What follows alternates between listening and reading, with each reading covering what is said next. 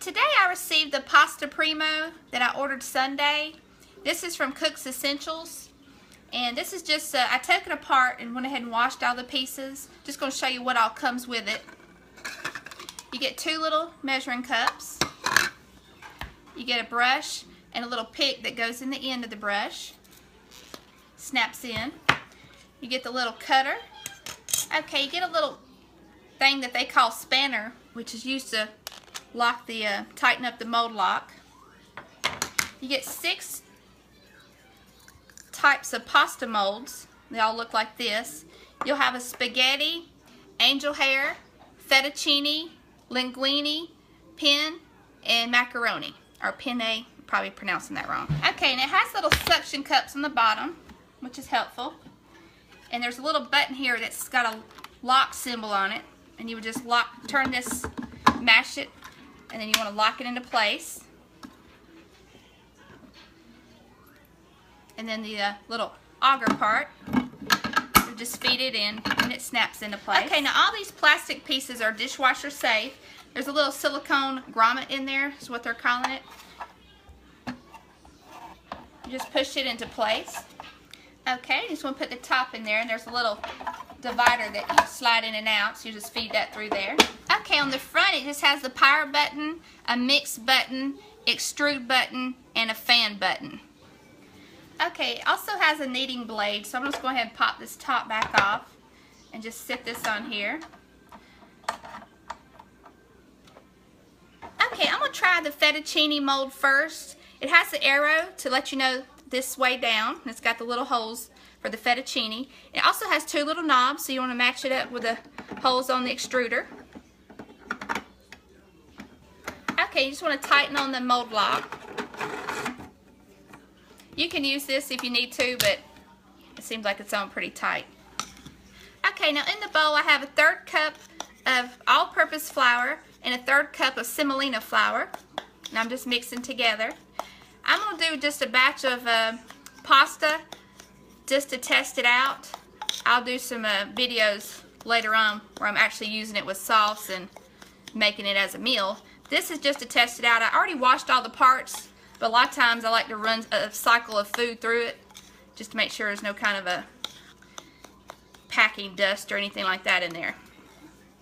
Alright, I'm going to go ahead and dump it inside. A little hopper here.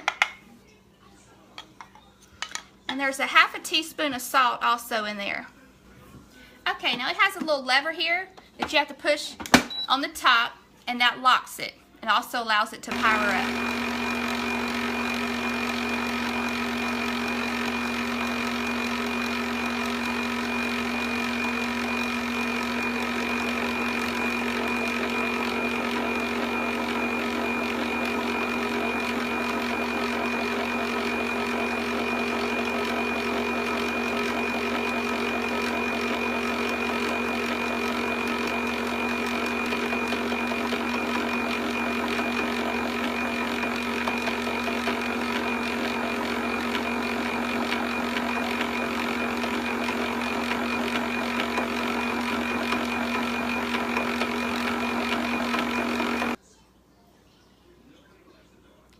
Okay, the machine was a little loud, so I couldn't tell you what I was putting in it, but it was a 1/4 cup of water and a teaspoon of olive oil. Now you can go ahead and make this immediately, or you can let it sit for about 30 minutes before you go ahead and feed it through the extrusion.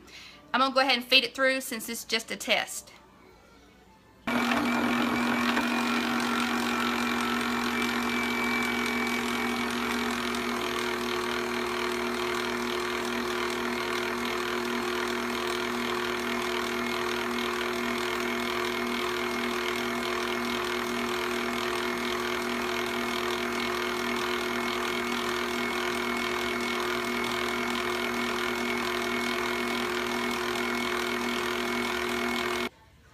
Okay, well the first time was definitely a fail. It cut the pasta in the fettuccine shape, but the dough was just too soft. So I'm going to go ahead and stick it back in here and put it on the mix cycle for just a couple minutes. And then I'm going to let it sit for 30 minutes like I would do if I was making regular dough. And I'm going to see if it makes a difference.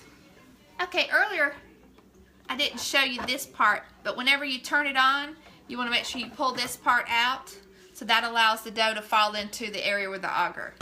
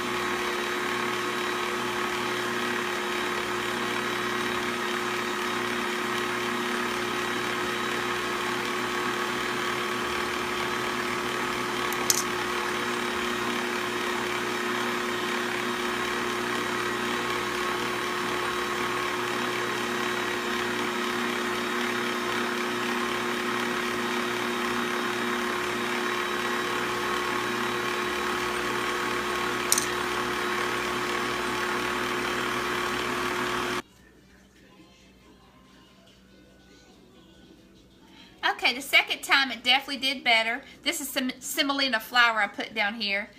The recipe is gonna make a big difference in what you use. You know, you can use all different kinds of recipes, but definitely did good. It's not sticking together like it was, and it's still a little tender. So again, I could probably try a different recipe next time on the dough.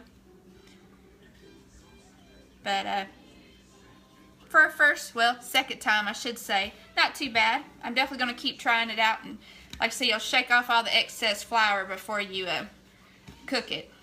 But it's not sticking together in a big ball like it did the first time. There you have it. Thanks a lot.